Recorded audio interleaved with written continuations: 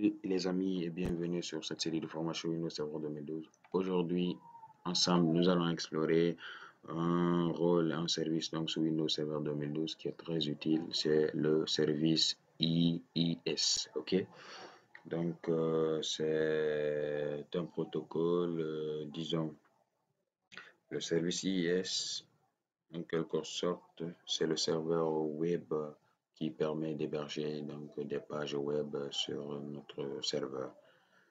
Sur Windows Server 2012, nous avons un serveur web. On peut mettre en place un serveur web qui permet d'héberger des pages web.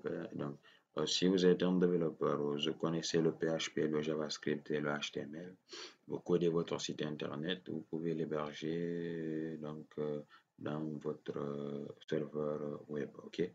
Donc, c'est un rôle qui nous permet de le faire lorsque vous l'installez. Dans les paramètres de configuration, vous pouvez simplement maintenant héberger votre site.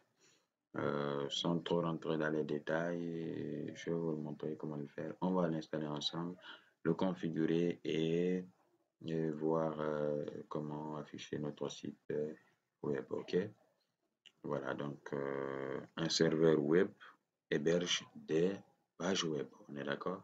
Voilà.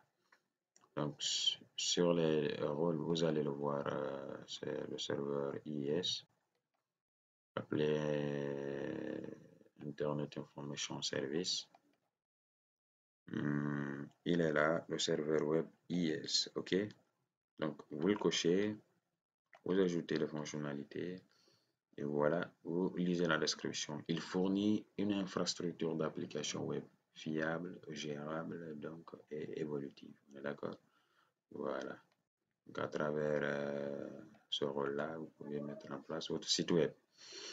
Donc, on continue sur suivant et vous allez voir les fonctionnalités. Donc, vous regardez ce que vous avez besoin. Par exemple, lorsque vous avez besoin de serveur FTP pour les téléchargements, donc vous le cochez.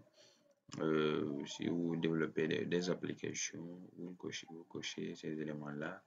Voilà, donc des autorisations. Il y a aussi des protocoles de sécurité, le HTTPS. Ok, voilà. Des filtrages de demande, ainsi de suite, des URL. Et voilà, donc c'est selon vos besoins. On ne coche rien, donc on continue. Et là, nous allons installer simplement sur le serveur web et passer à la configuration. Donc, un petit rappel, avant de l'installer, il faut penser à mettre en place votre domaine, ok? Votre DNS. Donc, votre DNS, c'est celui-ci. Déjà, notre domaine DNS donc, est en place, ok? Voilà. Donc, ça nous facilite les choses. Voilà donc l'installation de notre serveur web. Et là, comme je l'ai dit, nous allons dans Outils et nous recherchons gestionnaire e-service IS. OK? Il est là. Vous cliquez dessus et la fenêtre donc de configuration va s'afficher. Et là, vous devez aller sur le serveur et vous allez voir un site qui est là par défaut. OK? Sur site, vous avez un site web par défaut qui est là. OK? Donc, lorsque vous développez en tant que programmeur votre site web, vous voulez l'ajouter, vous l'ajoutez à ce niveau, au niveau donc, des sites internet. OK? Ajouter un site web. On va voir cela. On va mettre en place, je vais prendre un site que j'ai développé donc, comme un projet et je vais le mettre ici. Donc, et vous allez voir que c'est pratique. Ce sera dans d'autres vidéos, Inch'Allah. On va pas trop avancer dans cette vidéo-là pour ne pas trop prendre votre temps. Donc, le site par défaut, comme je l'ai dit, il est là, OK? Donc, il suffit simplement de faire donc, des liaisons de votre domaine et du site internet. OK?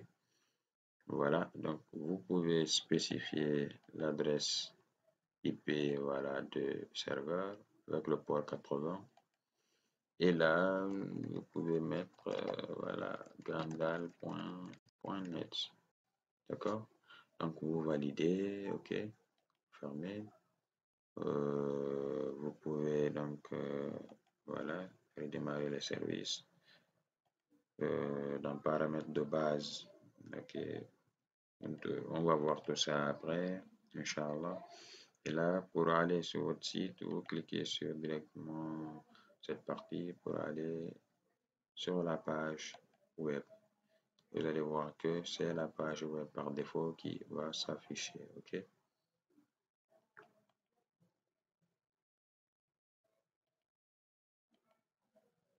Voilà, ça c'est ok. Et donc, vous actualisez. Ok, donc il y a un problème au niveau de notre domaine. Euh, on va vérifier cela au niveau du DNS. Donc, DNS zone direct, c'est ce qu'on avait configuré.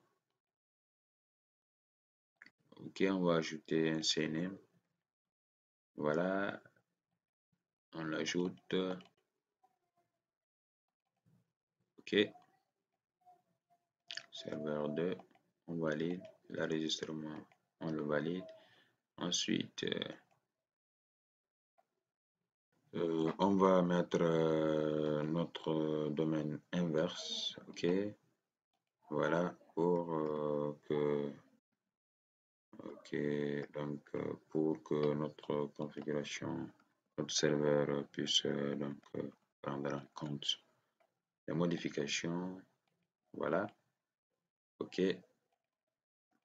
Donc on peut ajouter un PTR.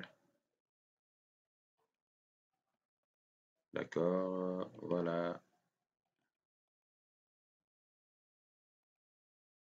ok, voilà, on coche. Voilà, donc on a déjà configuré nos enregistrements DNS et on revient sur notre site par défaut. On a fait les liaisons et on va retourner sur notre site par défaut pour voir les modifications. OK? Et voilà, donc automatiquement notre site internet est là. Vous voyez que donc la configuration a marché. Comme je vous ai dit, il faut configurer le DNS pour que donc votre site puisse prendre.